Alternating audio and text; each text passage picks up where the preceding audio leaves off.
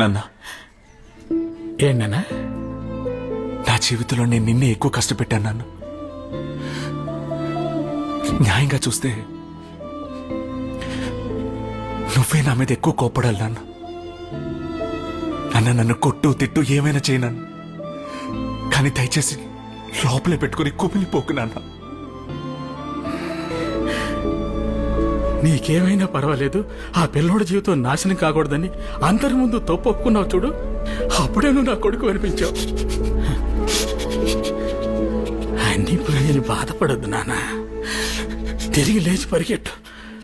నాన్న నేనున్నాను, చూసుకుందాం.